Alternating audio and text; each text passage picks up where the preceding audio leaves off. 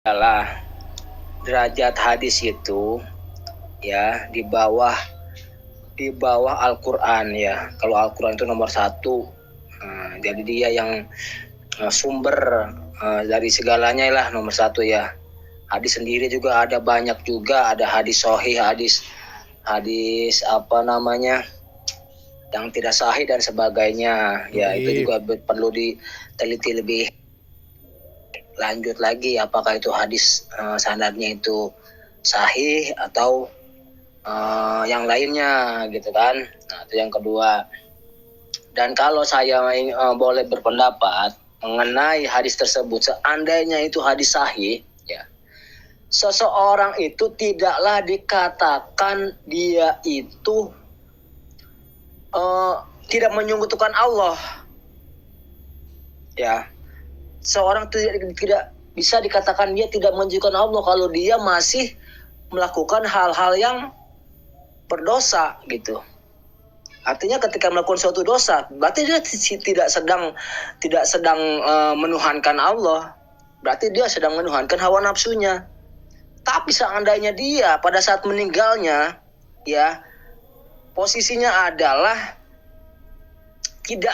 tidak menyekutukan Allah, itu posisi sudah bersih. Gitu loh.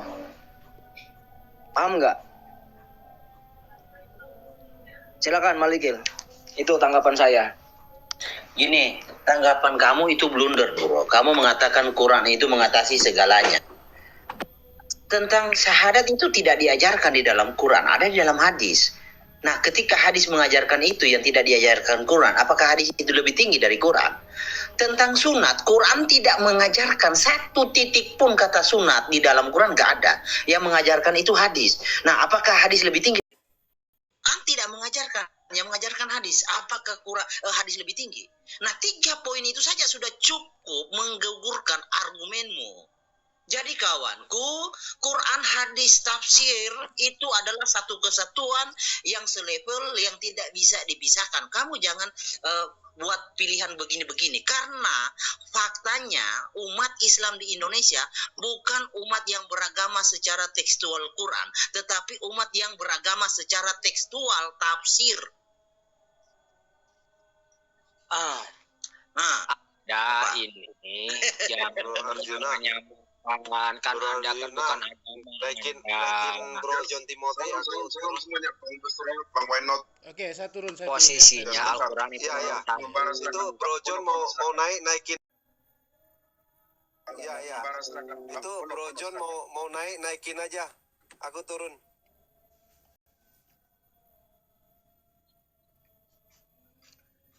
Al-Quran terrujukan nomor satu. Bang Bono jangan potong-potong ya, silakan ditanggapi Bang Bono. Ya, Al-Quran itu nomor satu, Herdi. Saya nggak bilang semuanya ada di Al-Quran, misalkan sunat dan sebagainya. Saya tidak bilang seperti itu, tapi rujukan nomor satunya adalah Al-Quran, gitu kan. Nah, kemudian di bawahnya itu hadis, begitu. Di bawahnya lagi ijma ulama, gitu. Di bawahnya lagi ada kias, gitu. Artinya kias itu kita tidak menemukan dalam Al-Quran, kita tidak menemukan, hadisnya juga kita belum menemukan, mungkin ulama juga belum memutuskan, dan perkaranya misalkan ada di hutan atau apa, dan kita bisa jadi kita yang belum tahu. Nah kita istilah kata merenung lah, berpikir ini benar atau tidak gitu kan. Nah itu artinya kita apa sih namanya itu, meminta langsung petunjuk ya, seperti itu. Itu Malikil. Nggak ada aturan yang jelas gitu Bro, pengembara. Aturan yang jelas gimana? Bentar dulu ya, kan? Bang Bono selesaikan dulu Bang. Nggak apa-apa, nggak masalah. Aturan yang jelas gimana? Aturan yang pertama udah jelas dalam Al-Quran. Bila ada dalam Al-Quran tidak ditemukan ya hadis. Kalau misalkan hadis kita tidak menemukan, kita bertanya kepada ulama, gitu loh. Bila ulama di situ nggak ada, ya kita istilah kata apa ya, meminta langsung pada Allah, sholat ya kan, sholat gitu kan, terus kita meminta petunjuk gitu kan, gitu. Silakan Bang Jontomiti. Iya, maksudnya Bang aku Malikil. begini loh. Iya, maksudnya aku begini loh, bro. Kan katanya Al-Quran kan lengkap, terperinci, ya toh. Kenapa sampai di Quran nggak ada harus lari ke Yang bilang lengkap terperinci Bentar siapa? Bang Bono, aduh Bang Bono, mulai lagi potong-potong. Lanjut Bang Kalau Jontomiti. saya kan biasa, memang biasa, bukan biasa debater yang panjang-panjang ngomongnya. Iya kan. jangan Kalau saya- dipotong biar kalau saya biasa kondusif. Gua kalau kasih saya biasa kamu ngomong tektok. 1 jam juga nggak masalah. Gua turunin lu nanti. Bukan, Gantian maksud dengan saya yang kan- lebih. Kalau saya gayanya Enggak, lu tektok. kalau nggak bisa kondusif, gua turunin lu. Jadi gua nggak suka potong-potong di room, gua nggak suka ribut. Jadi selesai bicara, Bang Bono silakan bicara sampai selesai boleh. Tapi giliran orang bicara itu biarkan dulu, jangan dipotong gitu. Bang John Timothy lanjut. Iya, maksudnya aku kan begini, kan di Quran kan katanya lengkap, terperinci. Aku kan dapat dari teman-teman Islam yang lain kan seperti begitu. Nah, kenapa harus nyari ke hadisnya, harus lari ke ulamanya? Harusnya udah jelas dong aturan mainnya gitu loh. Oh, seperti ini, gini. Ini.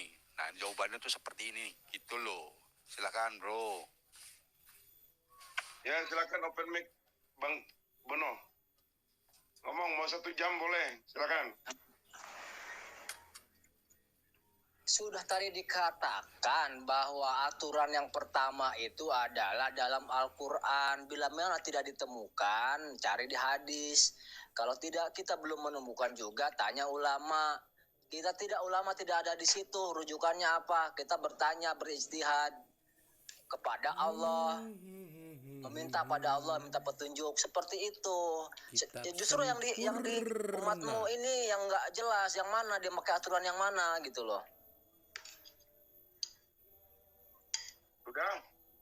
Dah, saya emang nggak panjang-panjang. Oke, Tektokan sabar aja. dulu. nyala. Bang John Timothy jangan dulu tanggapi. Bang pancing-pancing mungkin silakan mau tambahin. Silakan Bang pancing-pancing. Mute Oke, Bang Bono. thank you host. Saya tanggapi langsung. Jadi begini, kalau menurut saya bernarasi dulu sebentar dong.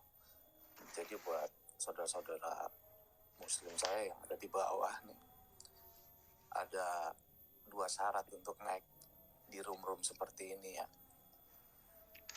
Syaratnya 1, gila. 2, minim ilmu, gitu ya. Nah, saya langsung tanggapi untuk Bang Malikil. Berarti saya masih boleh Sebetulnya- masuk ya, berarti saya masih boleh naik. Tunggu bentar. Bang Malikil, sebetulnya saya sih terima kasih ya sudah dikabarkan hadis-hadis kami ya yang tadi dibacakan itu. Dan saya pun sebagai Muslim tidak akan membantah hadis itu. Betul, selama ada titik keimanan Islam, apapun dosa yang sudah diperbuat, kecuali syirik, itu akan masuk surga. Itulah jaminan daripada Islam. Gitu. Terima kasih sudah Bang Malikil bacakan hadis-hadis kami. Kemudian narasinya seolah-olah hadis itu membolehkan umat Islam itu terserah melakukan dosa. Kalau Malikil pintar, ini di Indonesia ini mayoritas Muslim. Kalau mayoritas Muslim, dengan narasi tadi yang dibicarakan sama Malikil, itu semua Muslim di sini akan berbuat dosa, melakukan pembunuhan, perzinahan. Tapi nyatanya apa? Coba lihat. Yang di penjara-penjara itu. Kan tidak hanya Muslim. Ada juga yang non-Muslim juga. Dan jumlahnya apakah lebih banyak daripada orang Muslim yang normal? Yang menjalankan agamanya itu secara benar? Coba bayangkan kalau memang yang tadi Malikil bilang itu seolah-olah menarasikan bahwa umat Islam itu silahkan berdosa, nanti akan bertumbuh masuk surga seenaknya. Nah itulah makanya saya tadi bilang yang naik ke sini silakan, ada dua gitu di room-room seperti ini, gila atau minim ilmu. Nah saya termasuk yang mana, dan tadi pemateri Malikil termasuk yang mana, monggo silakan. Jadi sorry Bang pancing-pancing, aku boleh izin ngomong nggak Bang Arjuna? Silakan ditanggapi nanti Bang Malikil ya. Habis itu Bang John Timothy. Silakan. Sebelumnya shalom lah buat kita semua ya, di dalam nama Yesus Kristus Tuhan kita ya, dan salam damai sejahtera bagi kita ya kawan-kawan. Jadi kalau abang katakan tentang yang diceritakan, yang dibuka Bang Malikil atau Bro Malikil tentang hadis itu, dan abang membawa suatu narasumber tentang negara kita ini yang mayoritasnya Islam, abang bisa kalah fatal dengan argumen abang sendiri. Kenapa saya katakan seperti itu ya? Negara Indonesia ini Bang berdiri itu bukan tentang adanya hadis yang ditunjukkan Bro Malikil, ataupun yang abang katakan negara Indonesia ini berdiri tegak ya dengan suatu rukun ataupun yang berbeda-beda iman di dalam negara kita ini adalah undang-undang Bangku. Makanya hadis itu nggak digunakan. Jadi kalau kita mengambil suatu contoh ya, suatu contoh dalam negara kita ini, jika Undang-Undang Dasar Republik Indonesia tidak ada ya, mayoritas di negara kita ini pasti melakukan sesuatu sesuai dengan ajaran Anda. Itu udah membantah argumen abang loh. Abang mengatakan bahwasanya mayoritas Indonesia ini adalah agama abang, ya benar. Itu kena kunci oleh Undang-Undang Dasar Republik Indonesia. Makanya umat-umat yang beragama, istilahnya maaf katanya ya agama abang ya, itu tidak menggunakan suatu pola yang ada di hadis. Kita bisa mengambil kesimpulan dalam negara kita sendiri Bangku. Beberapa contoh ya. Kalau emang istilahnya agama abang itu agama yang istilahnya agama damai, agama yang gimana, kita bisa mengambil beberapa contoh Bangku ya, tentang sejarah ya, ataupun tentang negara kita ini atau Nusantara. Dari perang Padri itu suku Batak itu 600 juta orang meninggal, dibunuh, dijual dari perang Padri ya, itu yang dibawa oleh Imam Bonjol. Tapi negara Indonesia ini mengangkat bahwasanya pahlawan negara Indonesia adalah Imam Bonjol. Tapi kalau saya sendiri tidak. Ya. Suku Batak yang jika tahu tentang peristiwa Perang Padri, ya, pasti tidak akan mengatakan, tidak menyetujui bahwasanya Imam Bonjol adalah pahlawan negara Indonesia. Itu satu contoh. Dari Sumatera Nusantara Bersatu Bang ya, itu panjang lagi Bangku, panjang. Buddha dan Hindu itu selalu berdekatan Bangku di negara di Nusantara ini. Hindu dan Buddha ya, itu suatu berdekatan, tidak pernah ada namanya konflik tentang iman mereka berdua. Begitu masuk agama abang itu menghancurkan sesuatu. Abang bisa membaca nanti sejarah dari Nusantara Bersatu ya Bangku ya. Makanya Nusantara yang Bersatu ini pecah ya. Dan abang kita mengambil narasumber penjajahan dari Belanda. Ya, yang dikategorikan 3G. Jika emang 3,5 abad Bangku, abang berpikir baik-baik Bang. Jika emang 3,5 abad Belanda membawa agama Kristen ke Indonesia ini, otomatis mayoritas di negara Indonesia ini adalah agama Kristen. Nah, itu satu contoh. Dan coba abang lihat, adakah masjid yang pernah dihancurkan oleh Belanda? Malahan Belanda membangun suatu masjid di negara Indonesia ini. Jadi itu udah blunder sama abang Bang. Abang mengatakan sesuatu yang kayak mana tentang negara ini udah blunder Bangku. Makanya abang belajar sejarah. Kalau saya katakan tentang kehidupan kita di negara ini, abang sendiri udah berpikir Bang. pelarangan pembangunan gereja, pembongkaran gereja, pemboman gereja. Gimana bang? Jadi janganlah bang, abang membawa narasumber yang nggak sesuai dengan sejarah, dengan kehidupan abang masing-masing. Jangan abang tutupi dengan kebohongan, jangan. Dari kehidupan abang sendiri, abang paham yang mana baik untuk abang, yang mana yang buruk untuk abang. Jika abang mengatakan toleransi, ya toleransi, abang bisa membaca di Al-Maidah 51. Bisa abang membaca. Bisa juga abang membaca Isra 1733 dengan QS 254. Abang bisa membaca di situ. Jadi omong apa kayak ibaratnya kalau sama saya itu ya nggak sesuai lah bangku dari narasumber abang. Sekian itu aja dari saya bangku. Ya lanjut dari bang Malikil.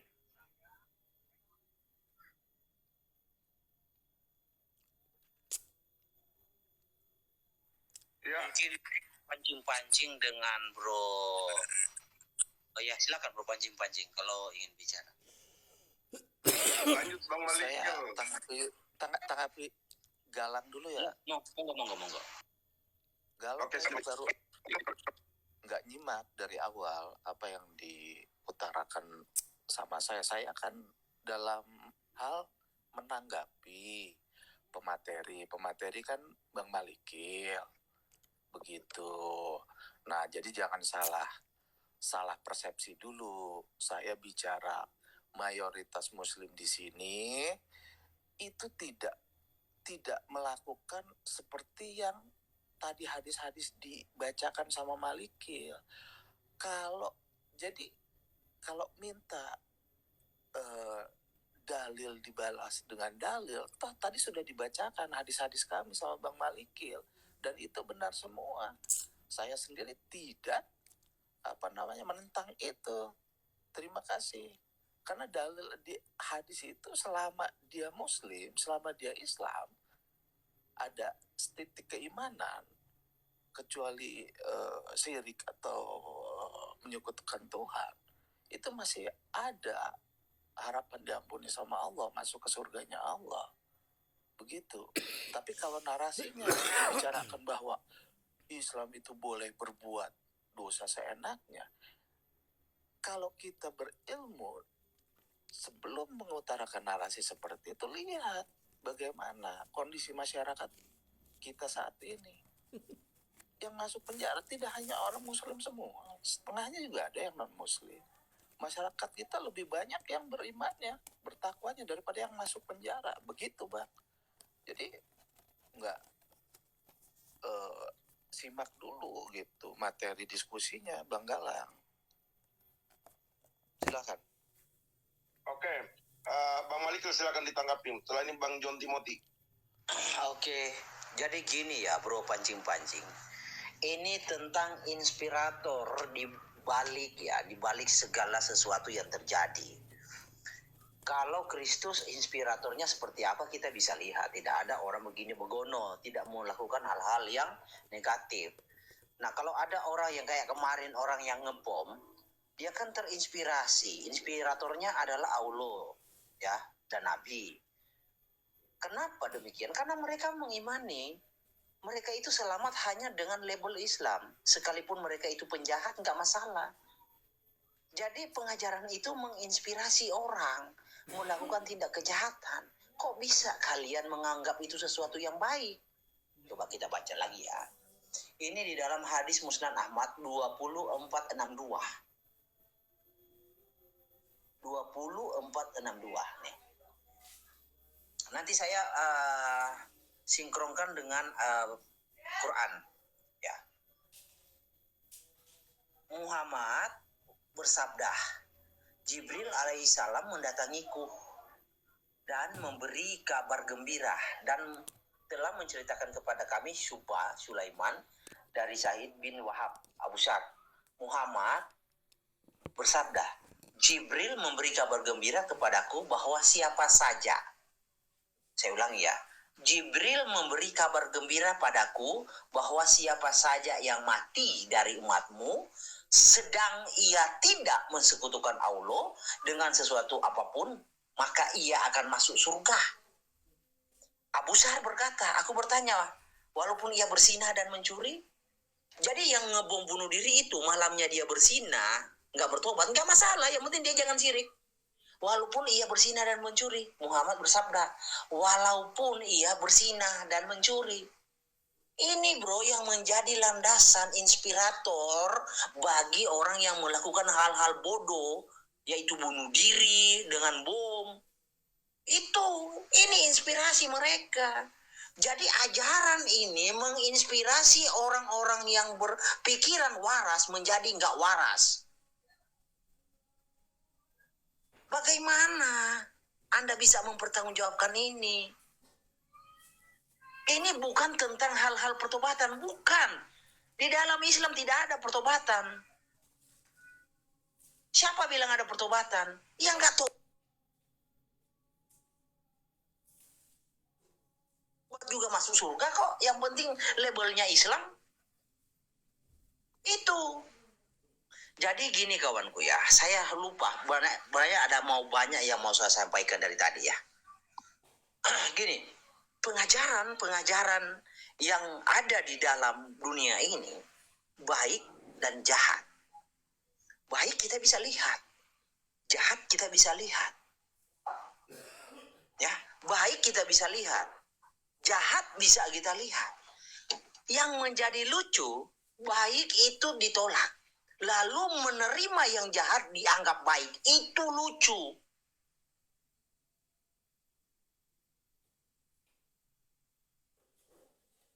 Kalau kita ya beriman dengan hal-hal yang seperti ini, ya kita pakailah logika kita, akal sehat kita yang paling dalam.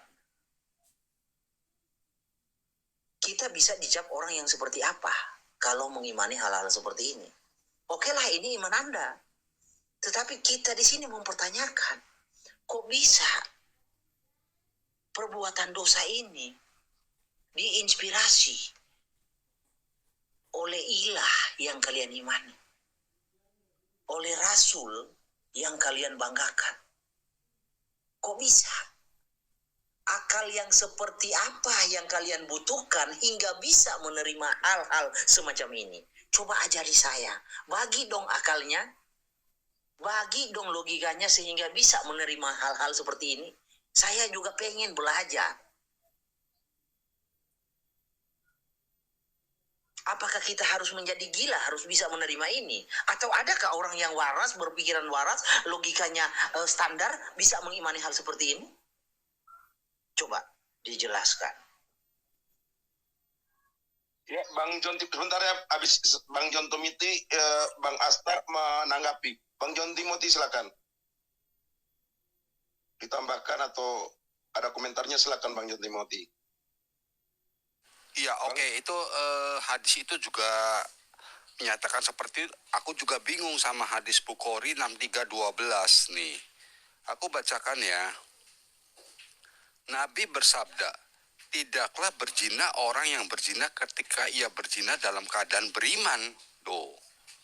Dan tidaklah mencuri orang yang mencuri ketika ia mencuri dalam keadaan beriman. Tidaklah ia meminum khamr ketika meminumnya dan ia dalam keadaan beriman.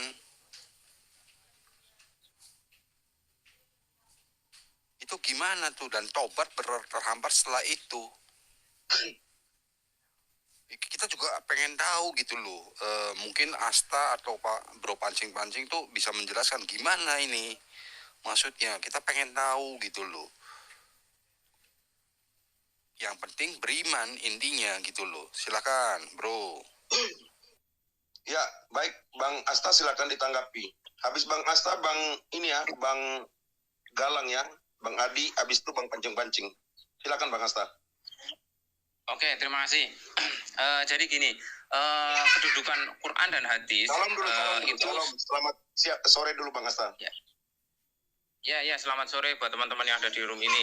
Jadi kedudukan hadis dan Al-Quran itu sama gitu loh. Tapi secara hukum hadis fungsinya sebagai penjelas dari Al-Quran, bukan berarti Al-Quran tidak lengkap. Al-Quran itu adalah petunjuk. Jadi petunjuk pedomannya lengkap gitu loh. Tapi secara teknis dijelaskan dalam hadis. Seperti tadi Bang Malikil bilang bahwa di Al-Quran tidak ada perintah syahadat, kemudian tidak ada perintah sunat. Sunat itu artinya di hadis dan sebagainya. Itu sumber hadis itu dari Al-Quran. Sunat itu karena ada ayat ittabi'u millata Ibrahim Hanifa. Kemudian yang syahadat itu karena ada perintah bahwa ati Allah wa ati Rasul wa ulil amri minkum. Jadi penjelasan hadis itu sebenarnya sumbernya dari Al-Quran, dan Nabi itu sudah pernah mengatakan bahwa engkau tidak akan tersesat selamanya jika engkau mengikuti dua perkara, yaitu kitab Allah dan sunat Rasuli, jadi Al-Quran dan hadis. Kemudian gini, saya sudah berapa kali berdebat dengan Bang Malikil tentang hadis dan ayat-ayat Quran. Saya tidak pernah menegasikan, saya tidak pernah mengingkari hadis-hadis yang pernah disebutkan oleh Bang Malikil. Semuanya baik maupun Bang John. Saya membenarkan hadis itu dari lubuk hati saya yang paling dalam, termasuk ayat Al-Quran. Yang jadi permasalahannya adalah ketika saya memberikan pemahaman begini loh, begini, yang ternyata berbeda dengan pendapatnya Bang Malikil ataupun teman-teman Kristen, terus saya dianggap bahwa saya itu takia, saya itu loh. Makanya kan bingung, harusnya kita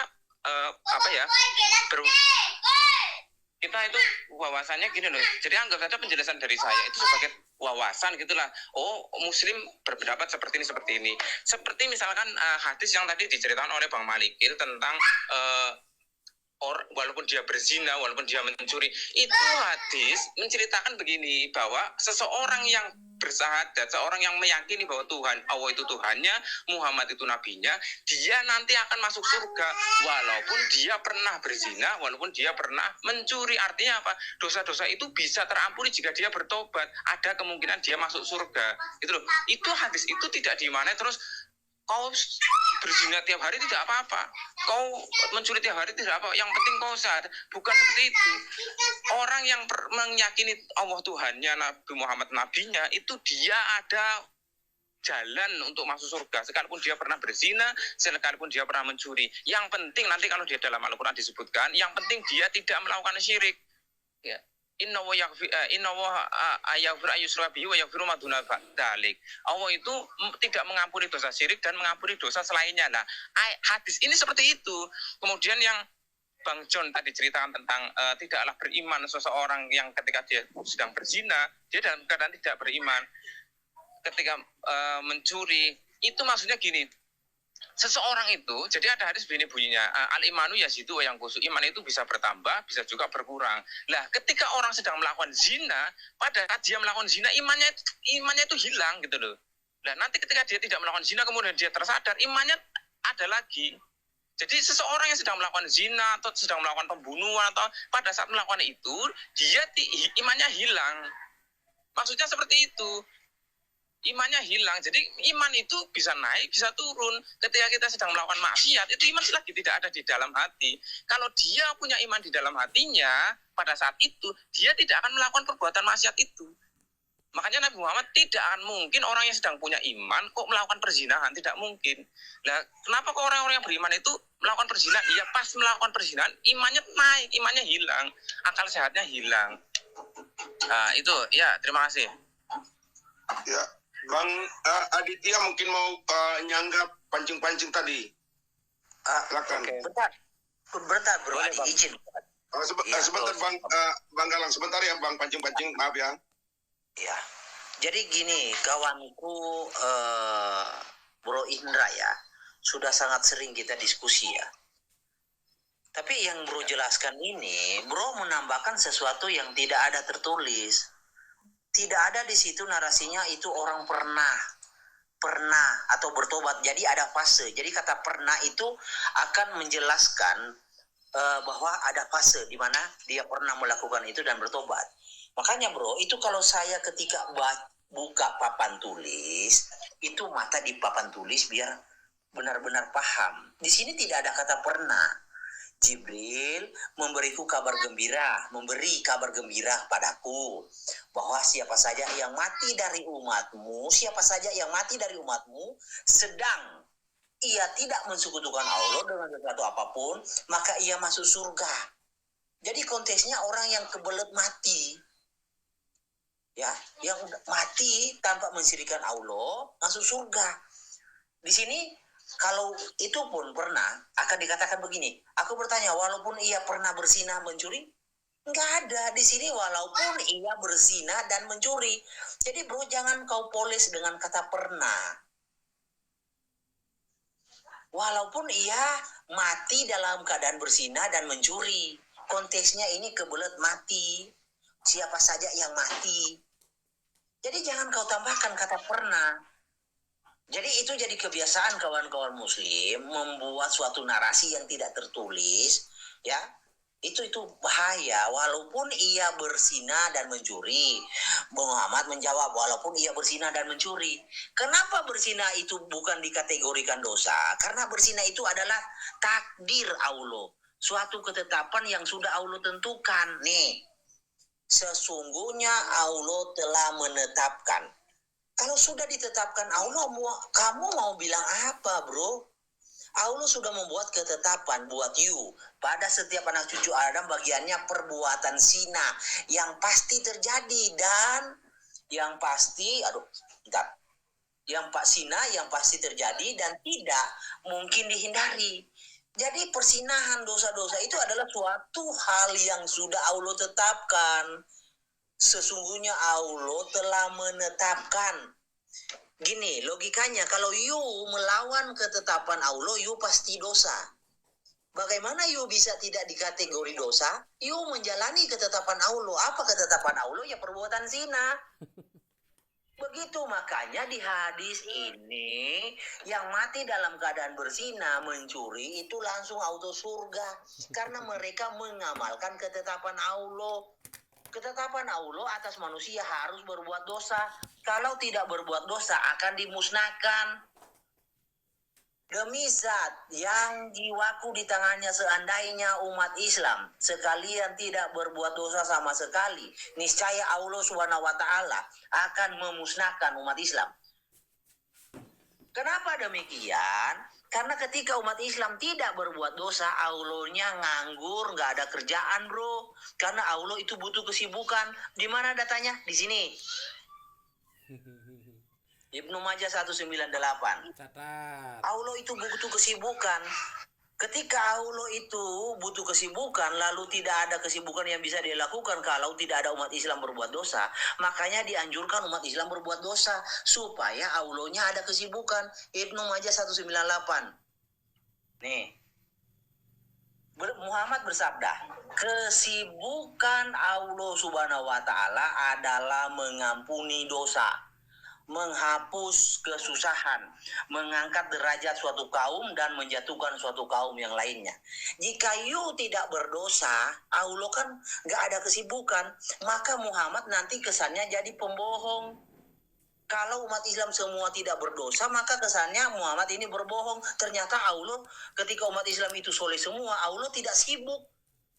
Nah, di sini kan Muhammad mengatakan kesibukan Allah adalah mengampuni dosa, menghapus kesusahan, mengangkat derajat suatu kaum dan menjatuhkan kaum yang lain. Udah. Apalagi yang mau dibantah? Nikmat Allah mana lagi yang kau dustakan? Silakan. Bentar, Bang Gelang Gading, apa yang mau ditambahkan Bang Gelang Gading? Setelah ini Bang Panjung Panjung. Bisa aku dulu, bro. Bisa aku dulu, menyambung ini, bro. Oh, silakan. Ya, Setelah ini gini. Bang Panjung ya, sabar banget saya. Ya, gini loh. Tadi Asta bilang bahwa itu waktu iman itu on off gitu. Tetapi kalau saya baca secara tekstualnya di Bukhari 6321 nggak ngomong begitu. Aku ulangi ya. Tidaklah berzina orang yang berzina ketika ia berzina dalam keadaan beriman. Tuh. Jadi waktu dari tekstualnya tuh, orang melakukan zina dalam keadaan beriman ketika ia berzina dalam keadaan beriman. Jangan dibalik-balik, bro, pengertiannya, bro. Asta, ini katanya, aku ulangi lagi nih ya. Tidaklah berzina orang yang berzina. Nih, jadi orang berzina tidak dianggap berzina ketika ia berzina dalam keadaan beriman. Nah, kemudian kalau aku baca lagi di Bukhari 5774 ya, yang tadi Bro Malikil udah ituin ya. Perbuatan zina yang pasti terjadi dan tidak dihindari. Nah, itu gimana tuh? Silakan dijelaskan.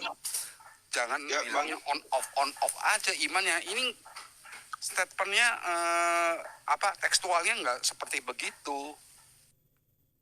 Ya, sabar ya Bang Gelang, Bang Adia. Bang pancing-pancing, open mic silakan sebelum ke Bang Asta. Oke, sederhana aja untuk Bang John Timothy.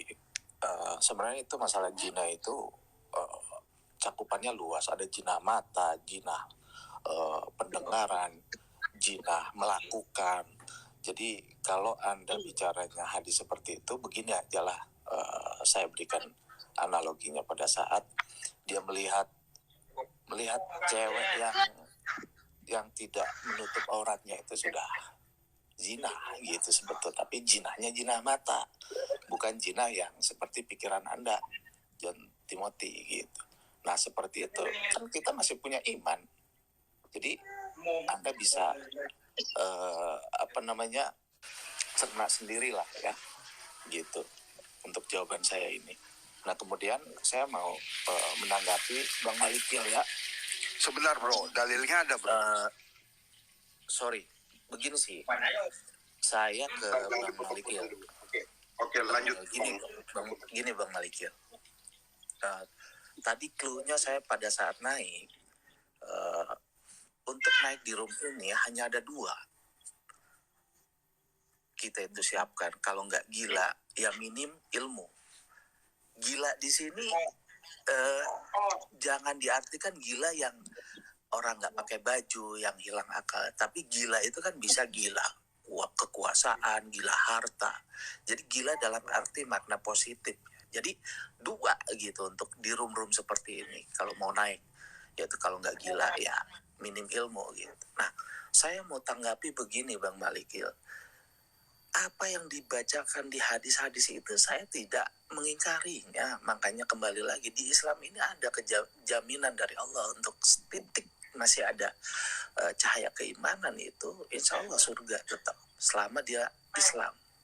Nah kemudian dinarasikan oleh Bang Malikil tadi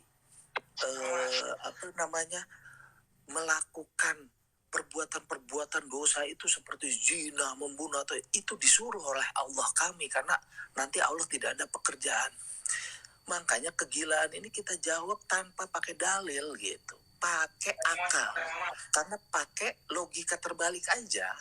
Sekarang ini teman-teman Kristen saya ini yang lagi di atas ini dan di bawah ini punya tetangga orang-orang Islam, orang-orang Muslim.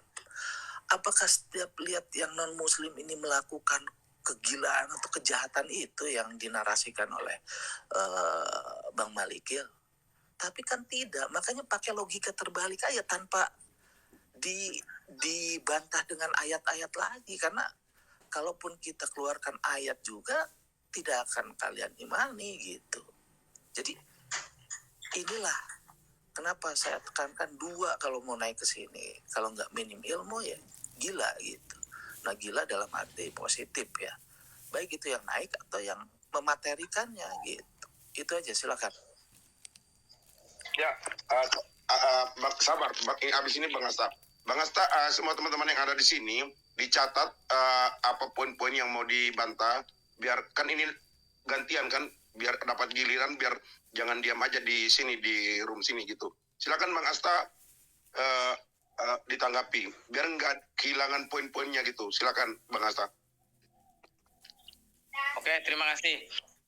Saya tadi mau menanggapi Bang Malikil yang bahwa mana ada redaksi pernah di situ ya. Itulah pentingnya kita belajar ilmu nahwu, ilmu soroh, dan ilmu tata bahasa Arab. Untuk lebih pahamnya lagi kita belajar balaghah. Di situ memang tidak ada kata pernah, karena memang pernah itu dalam bahasa Arab itu tidak jelas. Bentar.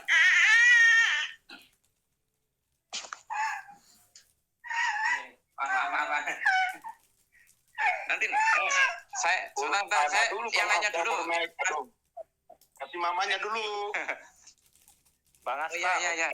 Dimatikan dulu Bang Asta. Saya lanjutkan. Gini, Bang Galang, jadi gini, silakan ditanggapi. itu di sini. Dan ini saya lanjutkan, ini udah ada yang Ya gini, jadi gini Bang, itu kan gini, yang Bang Malikil bilang tadi bahwa mana ada redaksi pernah. Memang kata pernah itu di dalam bahasa Arab juga terlalu susah.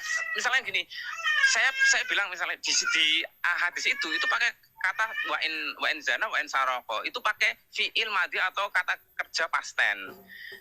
Misalnya gini ya, ini saya analogikan pakai bahasa Inggris. Saya bilang begini, I ate apple, saya makan apel. Terjemah letternya kan saya makan apel. Kalau ada orang menerjemahkan saya pernah makan apel, itu enggak masalah gitu loh, karena itu kan sudah berlalu. Saya sudah haruskah ada kata pernah di situ untuk menunjukkan makna pemahaman bahwa itu pernah. Jadi itu hadis itu sekalipun dia pernah melakukan zina, karena di situ pakai fiil madhi, fiil past tense, kata kerja bentuk past tense. Jadi enggak harus. Nah, makanya kan gini, saya sudah sering bilang bahwa kemampuan teman-teman memahami teks itu berbeda-beda. Makanya mufasir itu disyaratkan dia harus mengerti tata bahasa Arab. Dia mulai dari nahwu, soro, kemudian bade, balagho, bayan, dan lain sebagainya agar makna di situ tidak melenceng dan tidak sesuai dengan hawa nafsunya penerjemah gitu loh. Nah, tadi saya sudah jelaskan pokoknya gitu loh Bang. Jadi jangan terus letterlek sekali mentang-mentang tidak ada kata pernah terus tidak mau menerima diksi itu gitu loh. Kemudian yang Bang John tadi saya sudah bilang, itu maksudnya adalah tidaklah seorang itu berzina ketika dia berzina kecuali dia kalau dia dalam keadaan beriman. Kalau dia dalam keadaan beriman, dia tidak mungkin akan berzina gitu loh. Kalau dia pada saat itu dia tidak beriman, itu hadisnya kayak gitu Bang. Jadi gini loh, terserah Bang John percaya atau tidak, itu hadis itu sangat masyhur buat teman-teman muslim dan maknanya seperti itu. Kalau tidak percaya ya silahkan saja. Tidak ada satupun yang diceritakan oleh Bang Malikil maupun Bang John tentang hajat itu yang kami ingkari, tidak ada. Gitu loh. Yang kami ingkari adalah penjelasan Bang Malikil yang kami ingkari. Itu, terima kasih. Ya, silakan Bang Adi mungkin mau tambahin atau mau tanggapi? Ya kawan-kawan, makasih ya kawan-kawan. Agak lupa juga sih. Jadi tadi ya, itu makanya dicatat poin-poinnya karena tidak supaya bisa dapat giliran bicara ya. Silakan. Iya benar. Tadi kan gini Bang pancing-pancing. Saya tadi itu menceritakan tentang kita itu tentang abang katakan bahwa saya mayoritas itu adalah di negara kita ini adalah suatu agama abang. Itu saya membuat narasi tentang Indonesia ini memiliki hukum, ya. Itu satu. Dan saya mendengar semua dari pembelaan orang abang itu tidak ada sesuai. Kenapa? Hanya ada suatu asumsi aja. Asumsi. Kenapa saya berani mengatakan?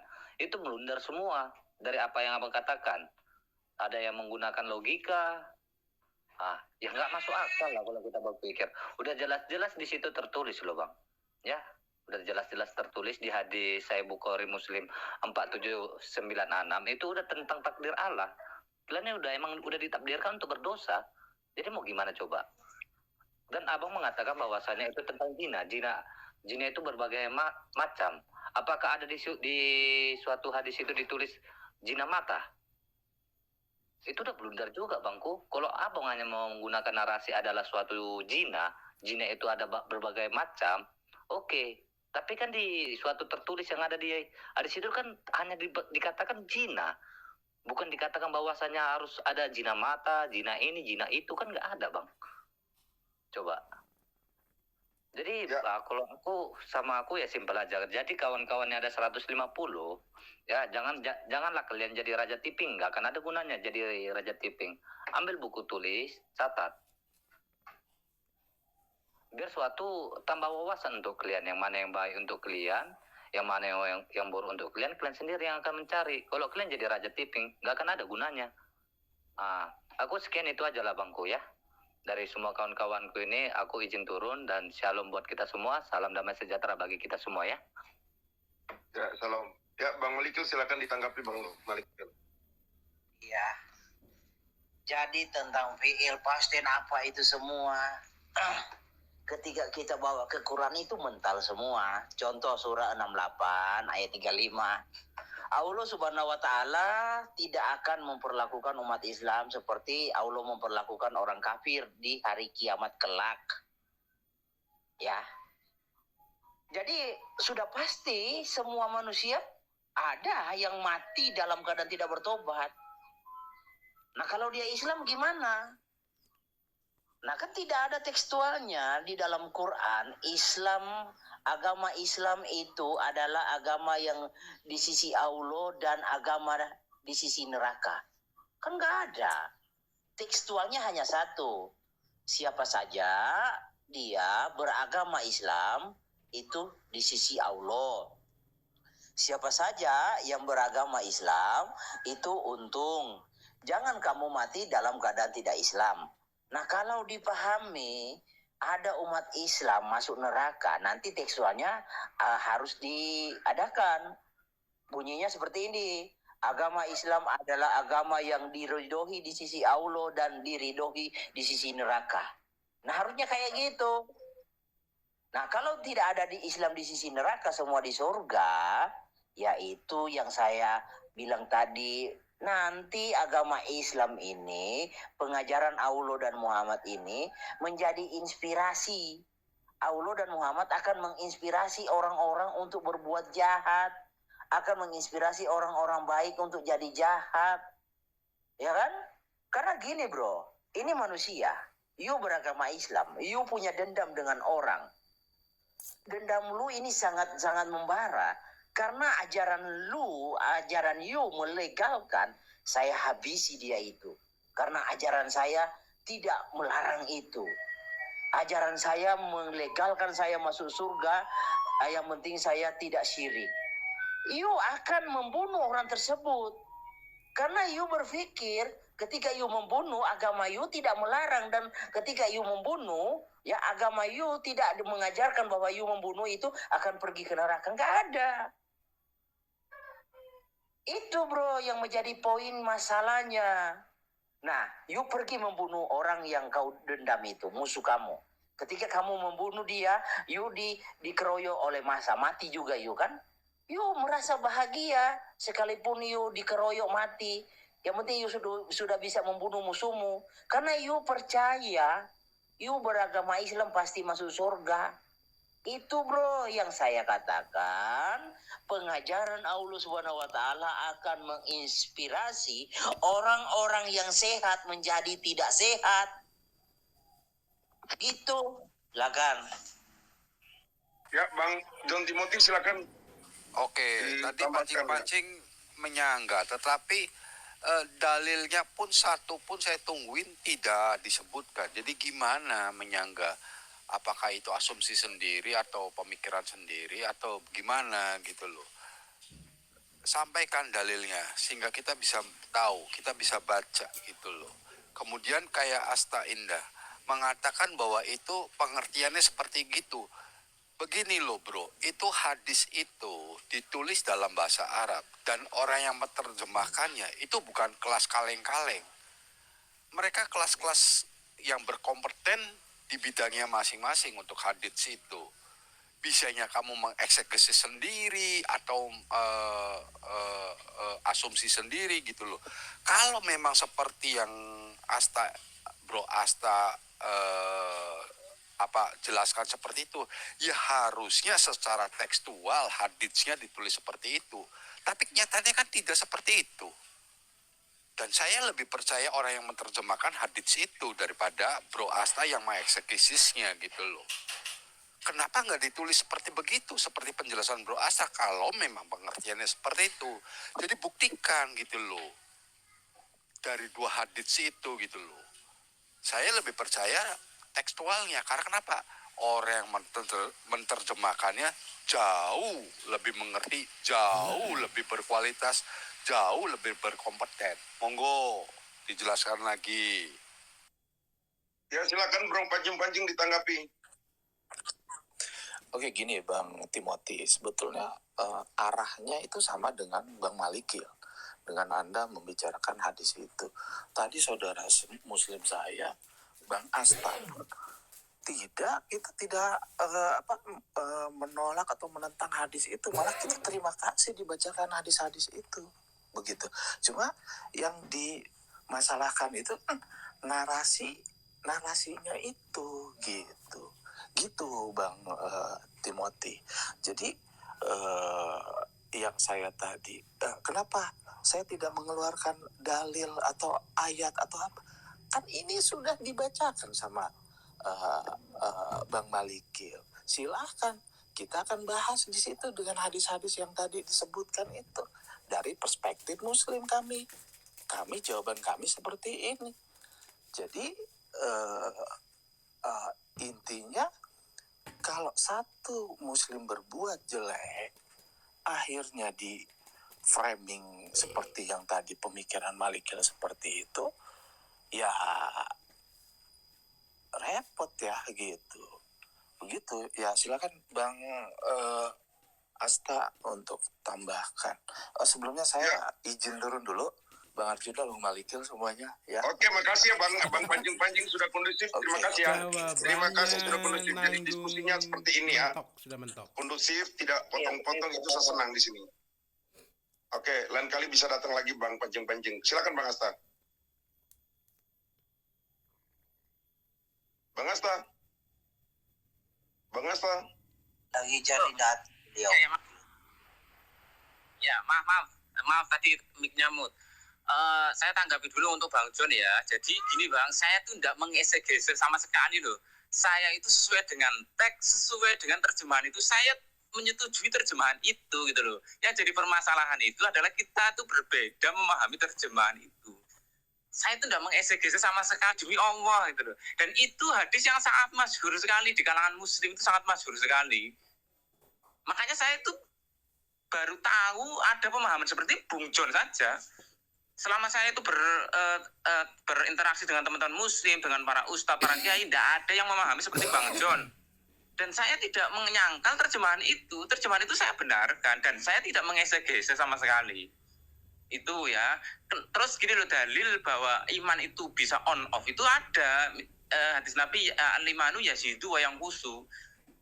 Iman itu bisa naik, juga bisa turun, bisa hilang, juga bisa ada. Yazidu bitaati wa yanqusu bil maksiati. Bertambah dengan ketaatan dan berkurang dengan kemaksiatan. Ketika kita melakukan kemaksiatan, iman itu bisa hilang, bisa berkurang, bisa hilang. Ketika kita melakukan ketakwaan, iman itu bisa bertambah, bisa juga ada, dan bisa juga bertambah gitu loh. Itu hadis ini dengan hadis itu saling mendukung. Kemudian untuk Bang Malikil itu gini Bang, jadi kita memahami itu hadis apa tadi yang Bro sebutkan tadi, biar aku jadi baca gitu loh. Gini aja Bang, al-imanu ya, Anda ada yang bisa ini ya, Anda ada yang bisa ngetik Arab ya.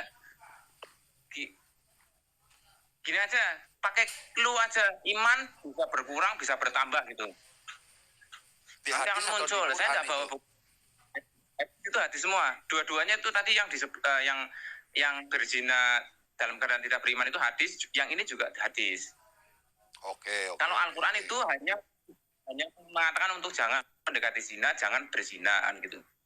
Kemudian lanjut, Bang Malikil itu ya, Bang Malikil, jadi kita memahami agama tidak bisa satu teks dua teks gitu loh, harus semuanya dipadukan.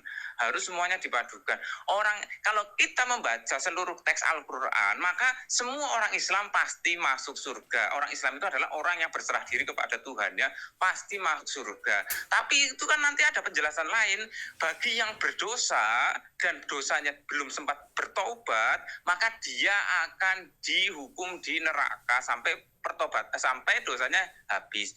Kemudian bagi yang dosanya banyak, maka dia akan lebih lama bagi yang sama sekali tidak ada iman, sama sekali mengingkari tentang Tuhan, mengingkari tentang bukti ayat-ayat Tuhan, bukti-bukti Tuhan, itu dia selamanya di neraka. Dan di Al-Quran juga, di dalam surat Al-Waqi'ah, itu juga menerangkan bahwa umat-umat sebelumnya itu juga dia di surga. Umat sebelumnya, jadi pengikut Isa, pengikut Musa, pengikut para nabi itu di surga. Itu Al-Quran menegaskan itulah. Islam itu nanti ada golongan yang masuk surga, langsung masuk surga, dia neraka hanya dilewati saja. Itu orang yang tidak berdosa, yaitu golongan para nabi, atau dia yang berdosa tapi sudah melakukan pertobatan. Karena orang tidak mungkin tidak berdosa, tapi Tuhan Maha Pengampun. Ketika dia sebelum meninggal kok dia sempat melakukan pertobatan, maka dia masuk surga tanpa masuk ke neraka. Gitu loh. Makanya kan gini, itu yang tadi wala tamutunna illa wa antum muslimun gini. Inna wastafa lakumud-dina fala tamutunna illa wa antum muslimun. Itu pesan Nabi Ibrahim, anak-anakku, kamu telah terpilih agama, yaitu kamu jangan sekali-kali mati sebelum kamu menjadi muslim. Muslim dimaksud di situ adalah jangan sekali-kali kamu hidup tidak dalam keadaan Islam. Islam itu artinya berserah diri. Kalau ketika engkau berserah diri, engkau pasti masuk surga. Ketika engkau tidak berserah diri, kemudian engkau berserah diri, tidak berserah diri. Nah, yang tidak berserah diri nanti dipertanggungjawaban. Di dalam Al-Quran, innallaha la yudhi'u ajral muhsinin. Allah itu tidak akan menyia-nyiakan orang-orang yang berbuat baik. Sementara di dunia ini tidak ada orang yang sepenuhnya berbuat baik, tidak juga sepenuhnya berbuat buruk. Nah, orang yang berbuat baik kemudian dia berbuat buruk, tapi ketika dia berbuat buruk melakukan pertobatan, maka dia surga tempatnya. Kemudian orang yang berbuat baik, dia percaya, terus masih berbuat buruk, nah dia tetap akan mendapatkan perbuatan baiknya itu, tapi perbuatan buruknya juga dipertanggungjawabkan. Nah, makanya di dalam Muslim itu ada golongan-golongan yang dia masuk surga langsung, ada yang dia masuk surga tapi harus di laundry dulu, ada yang dia masuk surga tapi laundrynya lama sekali, ada yang sama sekali dia tidak mencium bau surga. Oke, terima kasih. Ya, silakan Bang Malikil. Ya, penjelasannya jauh ya, tidak menyentuh. Tapi kedepannya saya sih berharap Bro Indra ini bisa membuktikan di mana umat Islam itu yang berdosa, dosanya kecil di laundry cepat, dosanya banyak di laundry lama, ya. Karena saya belum menemukan literatur tersebut. Nah, kalau mengacu kepada hal yang demikian, semua umat manusia kan berdosa. Hanya Kristus yang tidak berdosa, Muhammad berdosa. Semua berdosa, Adam berdosa, Ibrahim berdosa, semua berdosa kecuali Kristus. Nah, kalau mengacu dari standar semua berdosa itu masuk neraka, ya udah semua masuk neraka. Nah, kalau semuanya masuk neraka, artinya pertobatan di dunia ini apa faedahnya, manfaatnya apa? Ya kayak gitu kan. Jadi sia-sia bertobat kalau ujung-ujungnya tetap masih di neraka. Mending kita lakukan seperti yang dilakukan oleh 2 orang Israeliat. Pak John bisa bacakan Abu Daud 4255. Jadi Bro Asta, kamu sangat salah. Mungkin Bro belum membaca hal-hal yang lebih jauh ke dalam lagi. Allah Subhanahu wa Ta'ala melegalkan orang yang berbuat dosa tanpa bertobat langsung masuk surga tanpa masuk neraka. Dan itu juga ditegaskan oleh Jibril di dalam Bukhari 2983. Ya bentar, sedikit lagi Pak. Ditegaskan oleh Jibril di dalam Sahih Bukhari 2983. Barang siapa mati dalam keadaan bersinah, ya dia tidak akan masuk neraka, dia pasti masuk surga. Jadi orang yang mati dalam keadaan bersinah yang tidak mensyirikkan Allah pasti masuk surga dan tidak masuk neraka. Ya silakan Pak John dibacakan. Silakan Pak John. Lalu Allah lalu berkata kepada pelaku dosa, pergi dan masuklah kamu ke dalam surga dengan rahmatku. Dan berkata kepada ahli ibadah, pergilah kamu ke dalam neraka. Itu. Sudah Bang John? Mungkin ada yang mau ditambahkan Bang John? Oh ya, sekalian aku tambahin. Sayang tadi Asta nggak memberikan dalilnya ya, yang tadi disayangkan gitu loh. Kalau bisa sih sekali lagi, kalau untuk membantah misalkan ada dalilnya kan ya disebutkan spesifik, jadi kita kan bisa membacanya juga. Kemudian yang tadi kan jelas sekali tekstualnya, kok bisa berbeda gitu tekstualnya dengan pengertiannya. Sebentar ya, tadi berapa ya itu ya hadisnya, aku lupa nih, sebentar aku bacain lagi ya.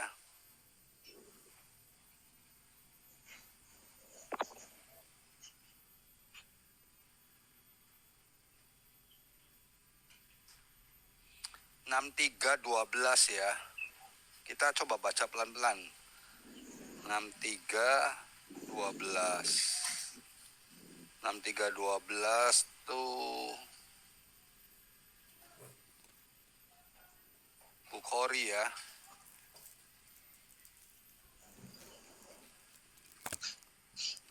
Sebentar, aku sorot kamera aja ya.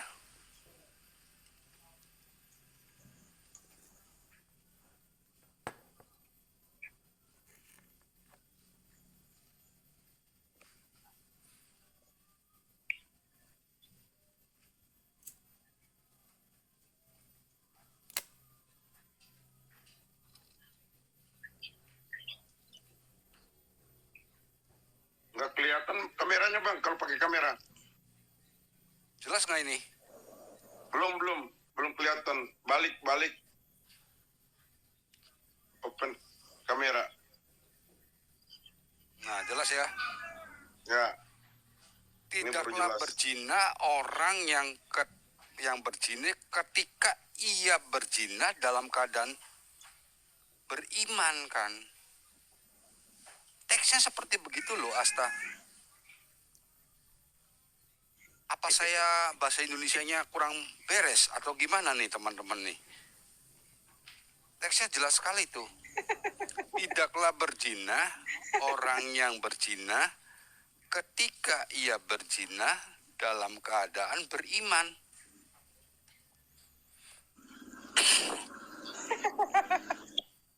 Loh, kok ketawa?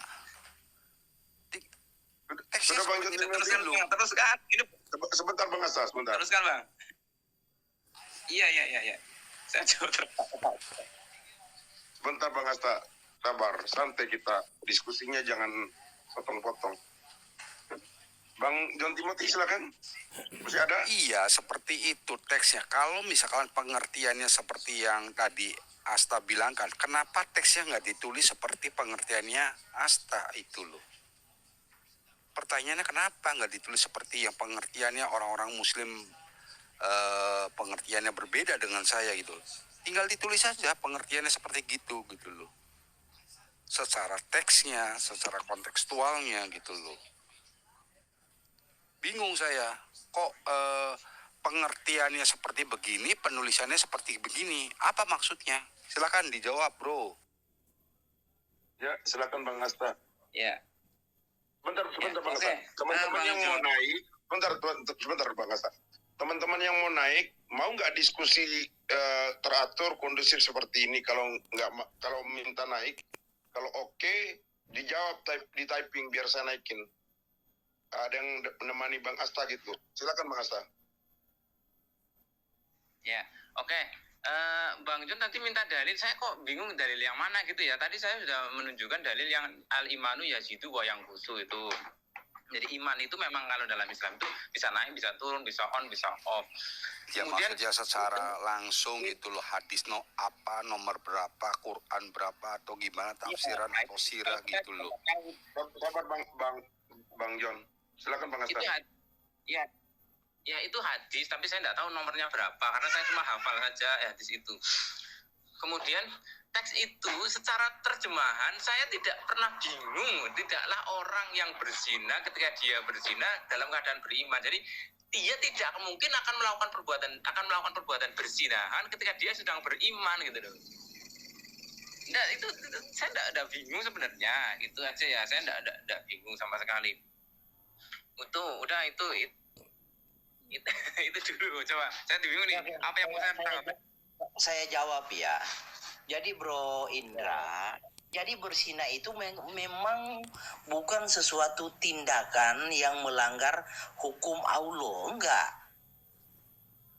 Kalau berzina itu melanggar, itu hanya melanggar hukum negara, hukum yang ada di Indonesia. Di Indonesia memang dilarang. Tetapi Allah tidak melarang itu masalahnya. Jadi perzinahan itu bukanlah sesuatu tindakan yang melanggar hukum ketetapan Allah Subhanahu wa taala. Enggak. Berzina enggak melanggar hukum ketetapan Allah.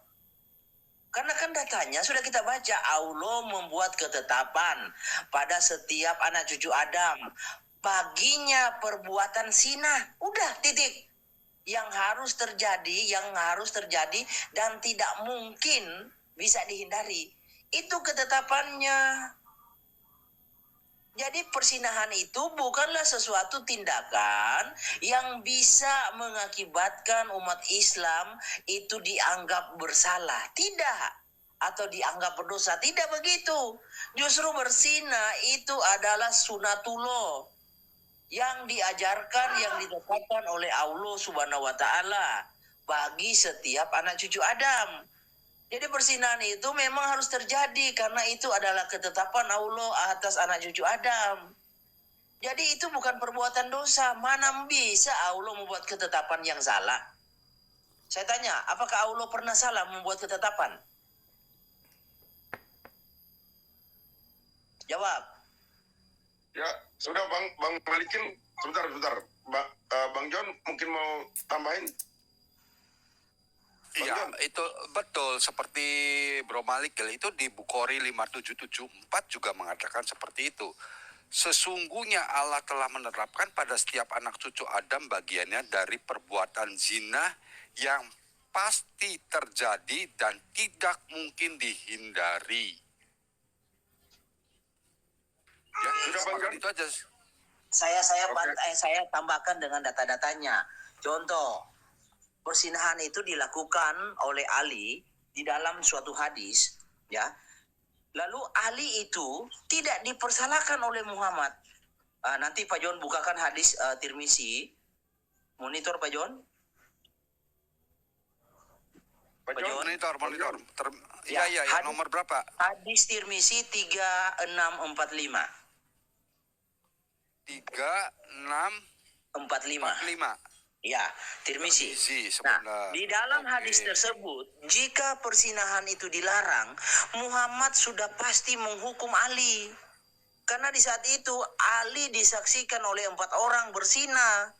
Tetapi ketika 4 orang itu melapor kepada Muhammad atas perbuatan yang dilakukan Ali, Muhammad tidak menghukum, justru Muhammad memarahi 4 orang itu. Muhammad berkata, Ali adalah bagian dariku. Apa yang kalian inginkan dari Ali? Jadi persinahan itu bukan sesuatu yang jahat di mata Allah. Persinahan itu di mata Allah itu adalah ketetapan sunatullah yang harus dilakukan, tidak mungkin dihindari. Jangan ngeyel kawanku. Silakan Pak Jo dibacakan. Panjang ya Sudah ya? hadisnya ya. Ini gini Ya, panjang.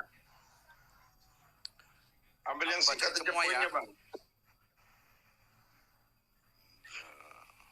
Sebentar, kalau singkat.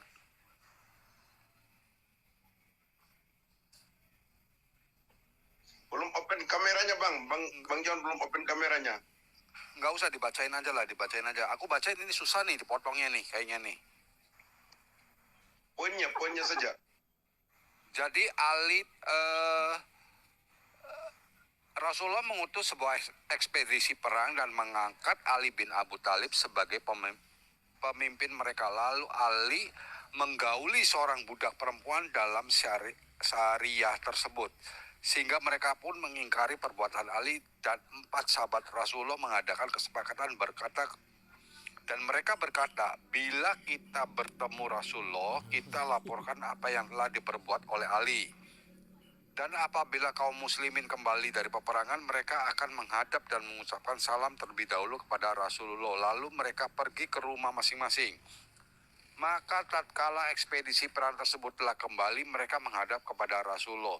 Maka salah seorang di antara 4 orang tersebut berdiri sambil berkata, wahai Rasulullah, tidaklah Anda mengetahui apa yang diperbuat Ali bin Abi Thalib dan dia telah melakukan begini dan begini. Namun Rasulullah berpaling darinya, lalu berdirilah laki-laki kedua seraya mengatakan seperti apa yang dikatakannya. Namun beliau masih berpaling darinya.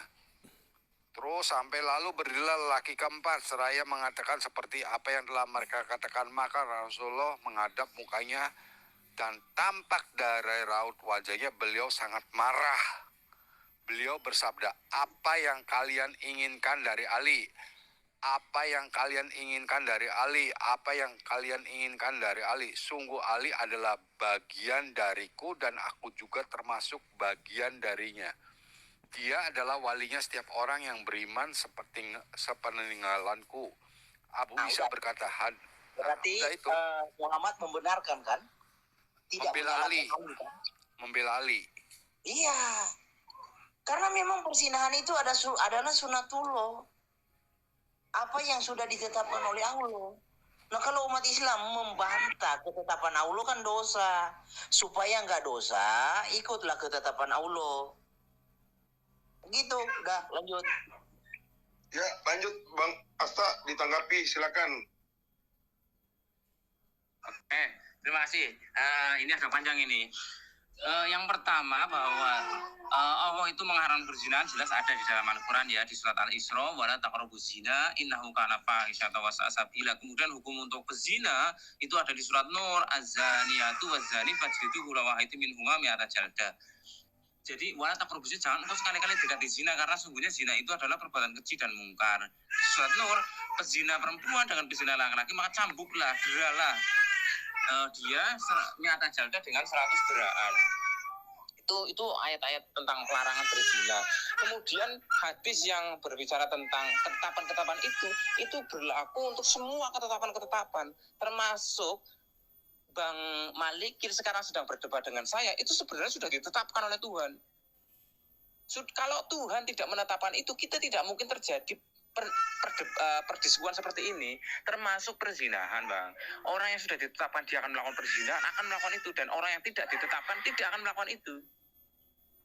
Gitu. Karena dalam Islam itu Tuhan itu adalah la haula wala quwata, tidak ada satupun makhluk selain Dia yang bisa berbuat kecuali atas kehendaknya.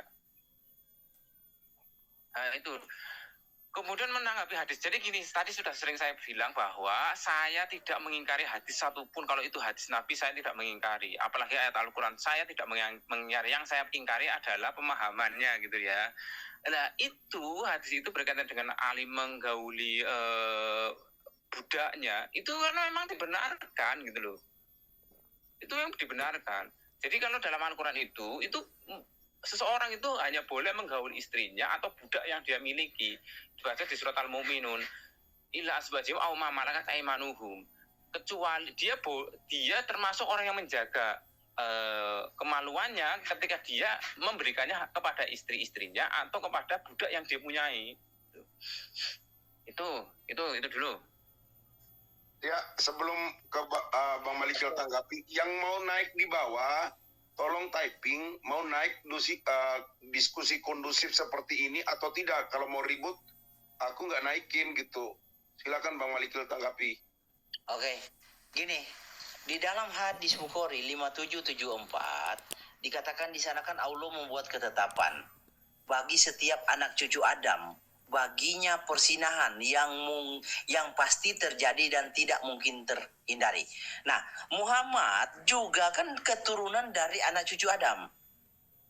Nah, di situ sudah Allah tetapkan baginya persinahan. Nah, sekarang saya tanya, Indra, kamu baca di dalam literatur apa Muhammad berzina? Muhammad kan harus berzina. Karena sudah ditetapkan bagi setiap anak cucu Adam itu tidak mungkin dihindari. Kalau Muhammad mampu menghindari itu, artinya Allahnya lemah. Itu konsekuensinya loh. Itu konsekuensi. Jadi dengan siapa Muhammad berzina? Coba dijawab singkat. Sabar. Bang Timothy mau ditambahkan? Biar jawab dulu, nanti saya menanggapi setelah Asta. Oke, silakan Bang Asta. Oke. Ya, oke, terima kasih Bang Malikil. Yang saya ingkari adalah pemahaman sampean gitu loh. Hadis itu semua yang Allah tetapkan akan melakukan berzina dari anak-anak Adam itu dia akan melakukannya. Yang tidak ditetapkan tidak melakukan zina tidak akan melakukannya. Itu loh. Oke, di mana itu? Di mana ayatnya? Ada yang tidak ditetapkan di mana ayatnya? Hadis itu bagi siapapun anak Adam yang ditetapkan melakukan perzinahan, dia pasti akan melakukannya gitu loh. Yang ditetapkan gitu loh. Yang ditetapkan melakukan perbuatan zina, dia akan melakukannya. Nah, yang tidak ditetapkan, dia tidak akan melakukannya. Iya, di mana bunyinya yang tidak ditetapkan itu di mana? Bang Malikil, itu hadis yang Bang Malikil sebutkan itu loh. Nggak ada di situ. Jadi Allah itu sudah membagi. Di situ. Enggak. Coba Pak John bacakan Pak John bunyinya. Sebentar, biar kondusif. Pertanyaannya Bang Malikil di hadis mana Abang bisa tunjukin gitu, sebutin biar Bang Malikil bukakan. Begitu Bang Asta. Saya sedang menjelaskan hadis yang Bang Malikil tadi sebutkan, bahwa pemahamannya bukan bahwa setiap anak Adam pasti berzina karena sudah ditetapkan gitu loh. Yang jadi saya ingkari adalah anak Adam pasti berzina, semuanya pasti berzina. Itu yang saya ingkari. Yang saya yakini, yang kami Muslim yakini, hadis itu bermakna yang Tuhan tetapkan dia berzina, dia pasti akan berzina, tidak bisa mengelak dari ketetapan. Yang tidak gitu loh. Masalahnya gini kawanku ya. Kita bicara tekstual dulu. Sesungguhnya Allah telah menetapkan pada setiap anak cucu Adam baginya dari perbuatan zina yang pasti terjadi dan tidak mungkin dihindari. Jadi Muhammad kan masuk dalam anak cucu Adam. Yang saya ingin tanya, Muhammad itu berzina dengan siapa? Kalau bro tidak mampu membuktikan, saya buktikan, gitu.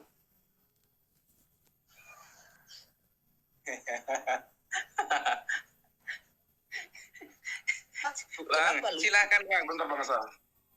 Iya, tadi saya sudah bilang loh. Sabar Bang Asta. Sabar Bang Asta.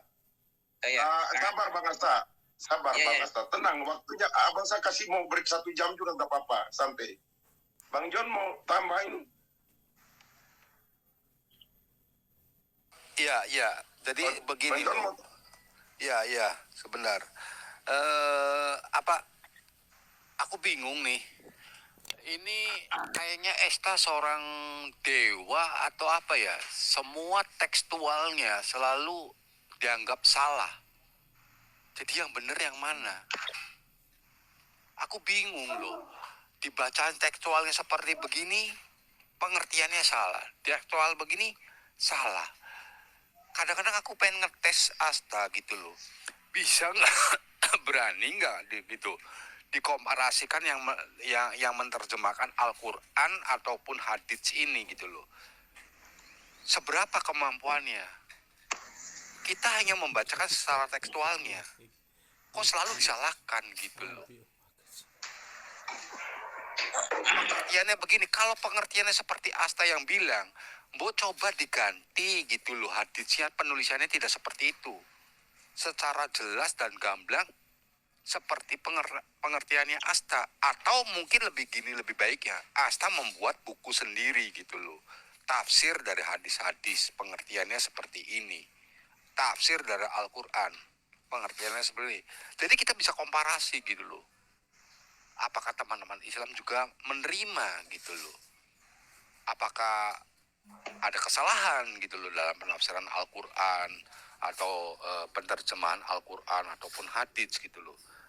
Jangan mengeksekusi sendiri, buktikan dong, kamu tulis dong. Saya pertama orang yang akan beli buku pengertian Anda, Asta. Monggo, silakan. Di sini Bang Manusia Baru. Ya, oke, terima kasih. Saya tadi udah bilang loh ya, saya itu tidak mengingkari teks hadis itu, juga saya tidak mengingkari terjemahan itu gitu loh. Yang saya ingkari adalah pemahaman Bang Malikil yang bahwa setiap anak Adam pasti melakukan zina. Di situ kan tidak ada keterangan bahwa setiap anak Adam pasti melakukan perbuatan zina. Tapi di situ bahwa setiap anak Adam ditetapkan bagiannya. Gitu. Jadi anak Adam yang sudah ditetapkan, apa saja yang sudah ditetapkan oleh Tuhan berdasarkan surat Al-Hadid ayat beberapa nanti saya sebutkan, itu bahwa semua itu Tuhan sudah menetapkan bagian-bagiannya kepada anak Adam. Dia melakukan ini gitu loh. Yang tidak ditetapkan tidak akan dilakukan gitu loh. Di situ kan Tuhan menetapkan pada setiap anak Adam bagiannya. Di situ tidak ada redaksi bahwa setiap anak Adam pasti ditetapkan melakukan perbuatan zina. Makanya sebenarnya yang dijelaskan oleh Bang Malikil pun juga tidak sesuai dengan teks itu. Gitu loh. Semuanya yang dijelaskan oleh teman-teman di room ini juga tidak menjelaskan sesuai dengan teks, sesuai dengan pemahaman masing-masing. Dan saya tidak mengingkari, demi Allah dari lubuk hati saya tidak mengingkari hadis ini. Itu hadis itu nanti diberitakan, nanti dijelaskan lagi bahwa tidaklah berzina gini, bahwa setiap anggota tubuhnya itu melakukan perbuatan zina. Mata itu zinanya adalah melihat, telinga itu mendengar. Itu hadis nanti kalau dilanjutkan ya. Jadi saya sama sekali tidak mengingkari hadis ini, demi Allah, demi Tuhan saya, demi Nabi Muhammad, saya meyakini hadis ini 100% tanpa saya mengingkari terjemahannya atau teksnya. Yang saya ingkari adalah pemahaman Bang Malikil, karena Bang Malikil juga tidak menerjemahkan ini sesuai dengan teks aslinya juga. Udah, itu terima kasih. Oke, baik. Sebelum ke manusia baru, ntar dulu. Manusia baru, ntar dulu Bang Malikil. Hari ini kita membahas bahwa dosa di dalam Islam itu bisa masuk surga. Siapapun mereka yang berdosa, artinya yang penting mereka tidak musyrik atau dalam beragama Islam. Itu walaupun berbuat dosa bisa masuk surga. Silakan Bang manusia baru ditanggapi. Iya, terima kasih Bang Arjuna. Shalom ya. Jadi begini, dari semalam pun kita tuh sudah diskusi ya dengan Pak Asta Indra. Memang sulit sekali sih untuk menjelaskan supaya Pak Astra ini mengerti ya. Nah, dia tadi katakan bahwa Bang Malikil itu menjelaskan di luar konteks, padahal sudah di situ jelas Bang Malikil melihatkan apa yang sudah tertulis gitu Pak Asta. Jadi di sini Pak Asta, kalau Anda bilang tadi tidak melencengkan hadis itu atau tetap yakin percaya, tapi fakta dalam Anda berbicara itu sudah jelas Pak Astra ya. Anda sudah menolak sebenarnya, tetapi Anda katakan itu tidak menolak. Sampai katakan demi Allah, saya rasa itu kurang pas ya Pak Asta. Jadi kita itu yang mendengar, kita yang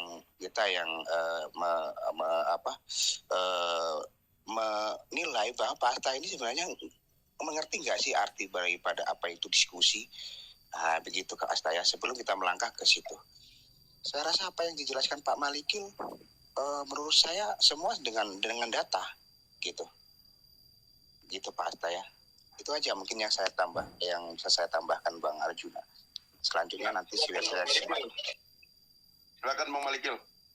Oke. Jadi Bro Asta sepertinya tidak nyimak ketika saya buka papan tulis ya. Ini kawanku. Sesungguhnya Allah telah menetapkan pada setiap anak cucu Adam bagiannya dari perbuatan zina yang pasti terjadi dan tidak mungkin dihindari. Itu pasti terjadi dan tidak mungkin dihindari bagi setiap anak cucu Adam. Bagi setiap anak cucu Adam, pada setiap anak cucu Adam. Muhammad kan anak cucu Adam. Nah, pertanyaannya, dari riwayat ini, Muhammad itu berzina dengan siapa?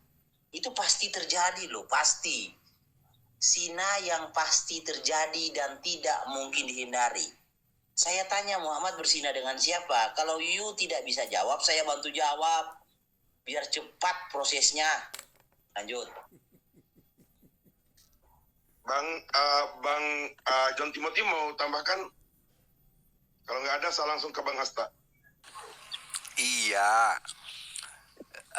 Asta bilang hadis itu tidak diingkari, Quran itu tidak diingkari, tetapi pengertiannya itu selalu berbeda dengan apa yang ada kontekstualnya. Makanya saya menyarankan tulis buku sendiri gitu loh, yang menjelaskan hadis per hadis gitu loh. Misalkan hadis yang tadi ya tekstualnya menulis begini, kemudian Asta memberi tambahan gitu loh. Yang dimaksud tuh seperti demikian jelaskan juallah gitu loh buku itu, sehingga teman-teman tuh baik Kristen maupun Islam mengerti gitu loh. Jangan seperti sekian selalu menyalahkan. Setiap diskusi pengertiannya selalu disalahkan, tapi nggak ada penjelasannya gitu loh. Di mana-mana selalu saya baca pengertiannya seperti itu. Apakah saya salah, Malikil salah? Kita hanya membacakan secara grammarnya saja gitu loh. Kalau pengertiannya seperti itu, kenapa yang saya tanyakan? Kenapa nggak ditulis seperti pengertiannya Asta? Itu aja, silakan. Oke, gini. Silakan Bang Asta. Silakan Bang Asta. Kalau Muhammad mampu menghindari ketetapan Allah, artinya Allahnya lemah. Udah, lanjut. Ya, silakan Bang Asta. Oke. Terima kasih. Jadi gini loh ya. Saya tadi sebenarnya saya sudah nyinggung ke Bang Malikil yang tadi bahwa pengertian-pengertian yang disampaikan oleh Bang Malikil itu saya juga baru mendengar dari Bang Malikil. Tadi kan gini ya. Oh, itu kan katanya saya menafsiri sendiri, kok berbeda dengan teks dan sebagainya. Saya sudah bergaul dengan teman-teman muslim, dengan teman-teman ustadz, para kiai dan sebagainya. Saya baru memahami ini teks seperti ini dari Bang Malikil saja gitu loh ya. Makanya kan saya bingung yang menerjemahkan ini sesuai dengan hawa nafsunya sebenarnya siapa gitu loh. Teman-teman muslim itu tidak ada yang berpikiran bahwa setiap orang pasti berzina. Di situ tuh Allah telah menetapkan bagiannya, dan di hadis itu adalah hadis penjelasan tentang zina, bahwa zina itu tidak hanya melakukan hubungan seksual.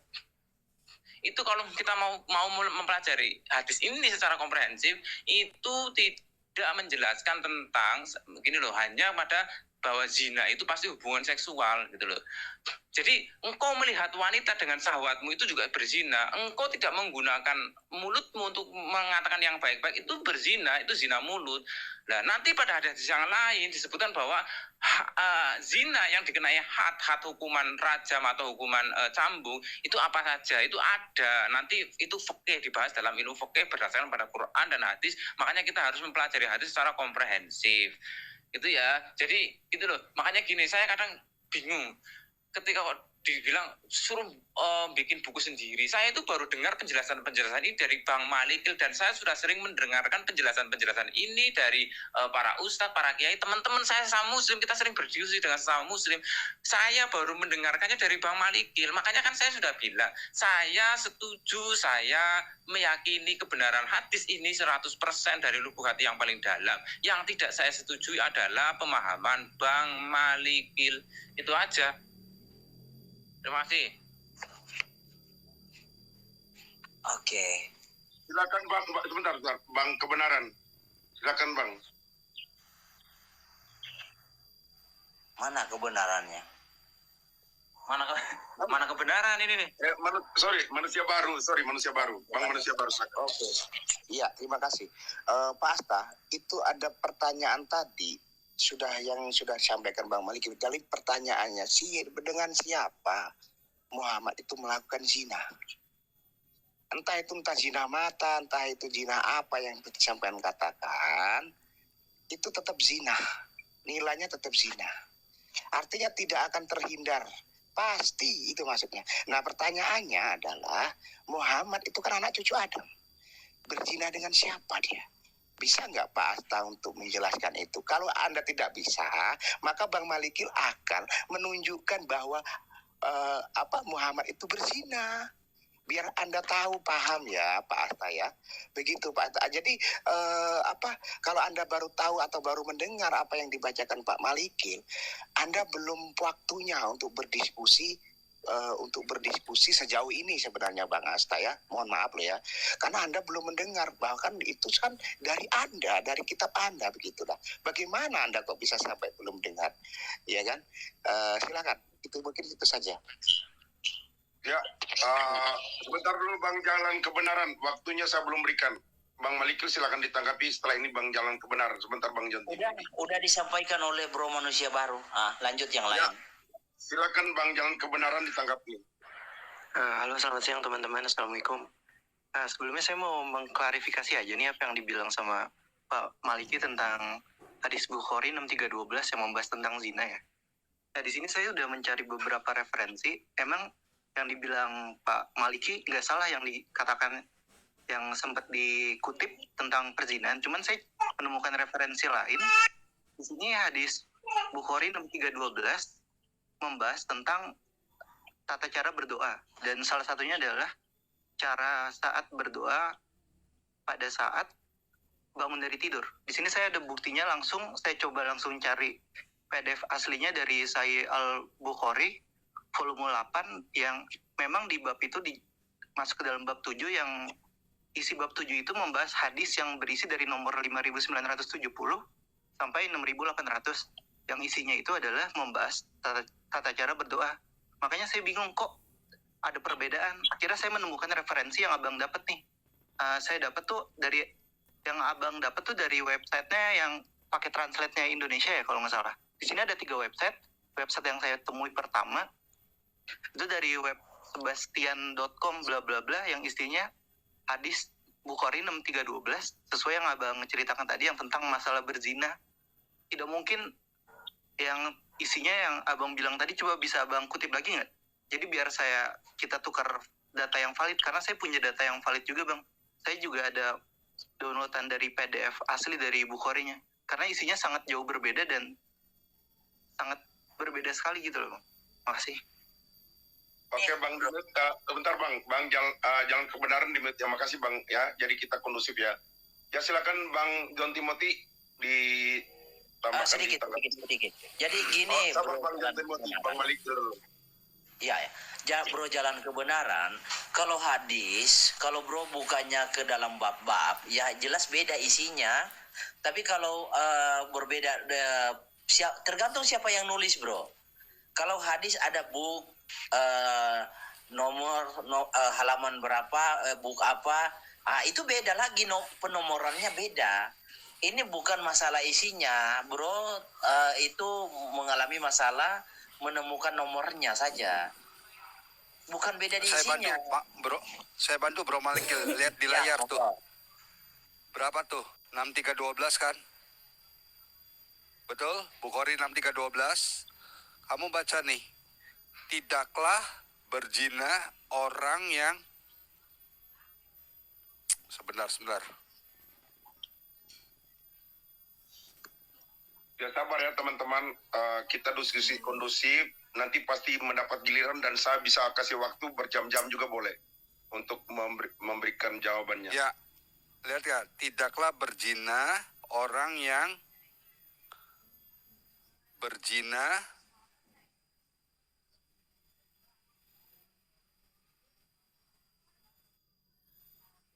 jelas ya.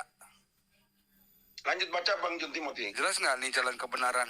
Iya bang, coba Sebentar, Bang jalan kebenaran sebentar. Bang coba jalan lihat kebenaran layar, lihat di layar. Bang John Timothy dibaca. Bang John Timothy bacakan saja sambil tunjukin layar. Baru nanti biar ditanggapi Ya, biar tidaklah berzina orang yang berzina ketika ia berzina dalam keadaan beriman. Oke ya, tuh Bukhari 6312. Jelas ya? Sudah ya, Oh iya jelas.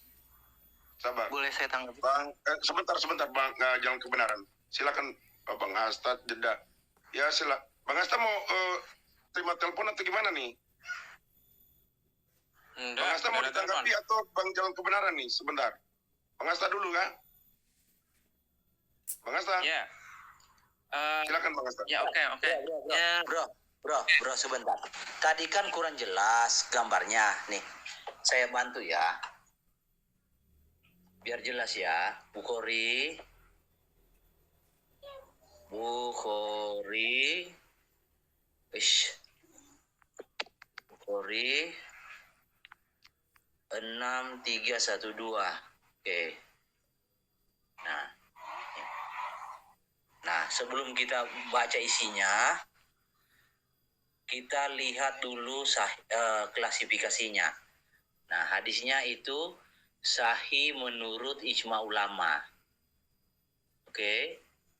Bukhari 6312. Oke. Isinya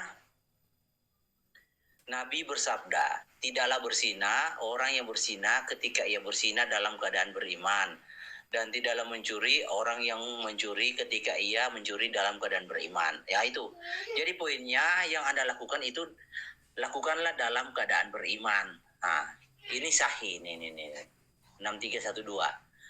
Ini di Jalan Kebenaran. Ini di Play Store, kamu download namanya aplikasi Ensiklopedia Hadis. Nah, kalau di situ udah lengkap, langsung ada klasifikasinya hadis tersebut, sahih, doib, maudu, mungkar, dan lain-lain, hasan, itu langsung ada klasifikasinya di aplikasi Ensiklopedia Hadis Play Store. Oke, lanjut. Ya, lanjut Bang Asta. Sebentar ya Bang jangan kebenarannya Bang Asta dulu. Silakan Bang Asta. Oke, gini ya Bang. Gini, saya bacakan teks aslinya aja ya, biar gini loh, biar kita memahami teks asli. Sebenarnya terjemahannya juga tidak salah. Bunyinya begini teks aslinya. La yazni azani hina yazni wa huwa mu'min. Tidaklah seorang berzina itu melakukan zina sementara dia dalam keadaan beriman. Tidaklah pezina itu akan melakukan perbuatan zina ketika dia dalam keadaan beriman. Jadi ketika dia dalam keadaan beriman, dia tidak mungkin akan melakukan perzinaan gitu loh. Ketika dalam hatinya ada iman, dia tidak mungkin akan melakukan perzinaan, tidak akan mungkin melakukan perbuatan zina. La yazni azani hina yazni wa huwa mu'min. Wa la yasyarik hina yasrik wa huwa mu'min. Dan tidak juga dia pencuri itu tidak akan melakukan pencurian ketika dia dalam keadaan beriman. Maksudnya gini loh, ketika ada iman di dadanya pada saat itu, dia tidak akan melakukan perbuatan maksiat gitu loh. Tidak akan melakukan perbuatan zina, mencuri, atau hadis itu lanjutannya kan wala yasrob. Dia juga tidak akan meminum khamar ketika dia hatinya ada iman. Sebenarnya teksnya sudah sangat jelas gitu loh ya. Teksnya sangat jelas kalau kita bicara teks. Dan terjemahannya juga saya tidak bingung kok, tidak terus terjemahannya menyalahi teks aslinya juga tidak. Yang membingungkan adalah pemahaman panjenengan semua, bapak-bapak yang ada di room ini. Kalau hadis itu sangat jelas sekali, seorang beriman tidak akan mungkin dia melakukan zina ketika imannya ada di dadanya gitu loh. Lu mana teksnya? Nah itu teksnya tuh la yazni azani hina yazni wa huwa mu'min. Tidaklah seorang pezina itu akan melakukan perbuatan zina ketika dia dalam keadaan beriman. Itu teksnya loh ya. Jadi monggo saya kadang gini, saya jujur aja, saya ini hadis yang sangat masyhur sekali di kalangan muslim itu loh. Tapi saya baru mendengarkan penjelasan yang nyeleneh ini dari Bang Malikil, jujur aja. Oke, terima kasih. Oh ya, saya mau pamit dulu ya Bang host, saya ada acara. Oke, makasih Bang Asta ya. Oke. Terima kasih diskusinya sudah kondusif ya. Terima kasih ya. Shalom Master. Bang Jalan Kebenaran silakan. Ini Bang Jalan Kebenaran.